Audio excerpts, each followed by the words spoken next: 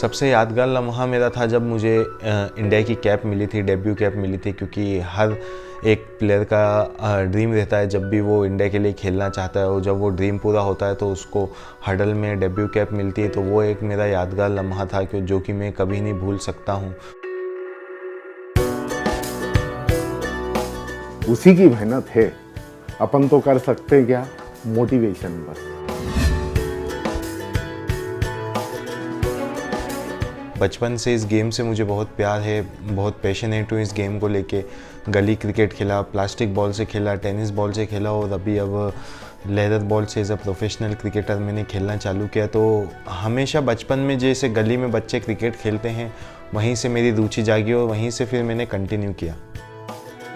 कभी किसी ने मुझे क्रिकेट छोड़ने के लिए फोर्स नहीं किया फैमिली में कि यार बच्चा क्रिकेट खेल रहा है तो उसका कुछ फ्यूचर नहीं है आगे। और हमेशा पापा मम्मी का मेरे ऊपर बैकअप रहा है, क्योंकि एज अ बडिंग क्रिकेटर अगर आप नए नए खेलना चालू करते हो और अगर आपकी फैमिली का सपोर्ट रहता है आप पे तो आपको भी कॉन्फिडेंस आता है और आप भी हमेशा अच्छा ही करते हैं उसमें।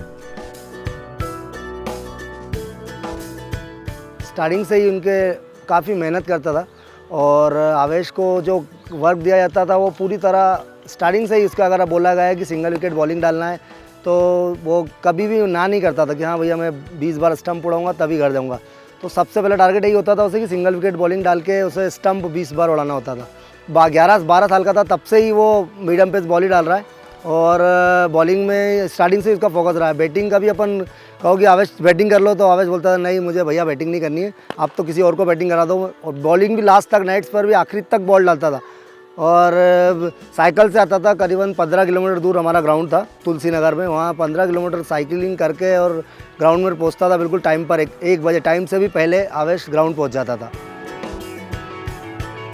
हम दोनों साथ में बॉल कैम्प करते थे। सुबह उठे 6-7-8 बजे हम लोग कैंप लगता था डिवीज़न में। टाइम पे पहुंचना, टाइम पे हमारा फॉर्म स्टार्ट होना और एक साथ बॉलिंग करना, साथ में शेयर करना, वो मुझे बहुत सारी चीज़ें बताता था। उससे मेरे को बहुत कुछ सीखने को मिला है और शुरू से ही बहुत मेहनती था और काफ़ी अच्छा खिलाड़ी भी है वो।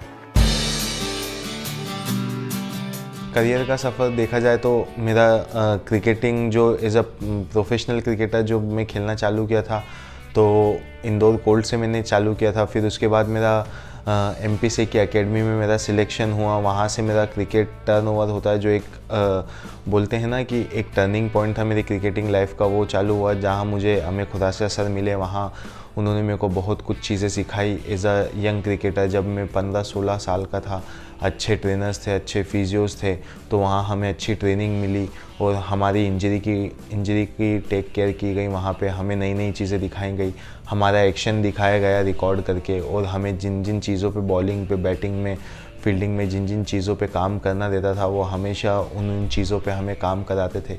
उसके बाद फिर मैंने अंडर 19 इंडिया खेला, 2 वर्ल्ड कप खेले, रणजी ट्रॉफी खेला एमपी के लिए और उसके बाद फिर मैं आईपीएल में पिक हुआ 1 साल आरसीबी के लिए और फिर उसके बाद 4 साल में दिल्ली में खेला और ये मेरा सेकेंड ईयर है लखनऊ के लिए।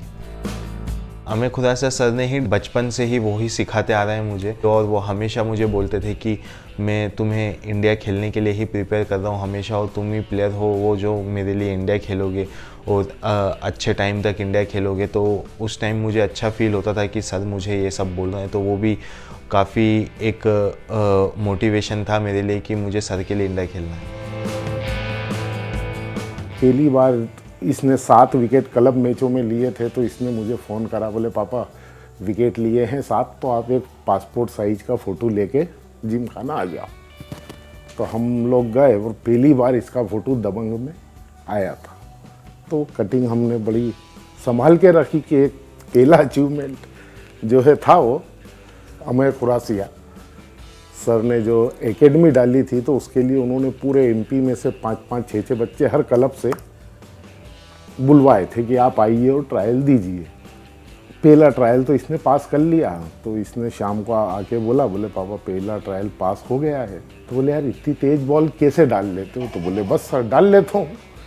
ऐसे करके पहला ट्रायल इसका निकल गया। तो बस वहाँ इसका सिलेक्शन हुआ और वहीं से इसकी लाइफ में टर्निंग पॉइंट जो आना था, जो ब्रेक थ्रू में मिलना था, वहाँ से मिला।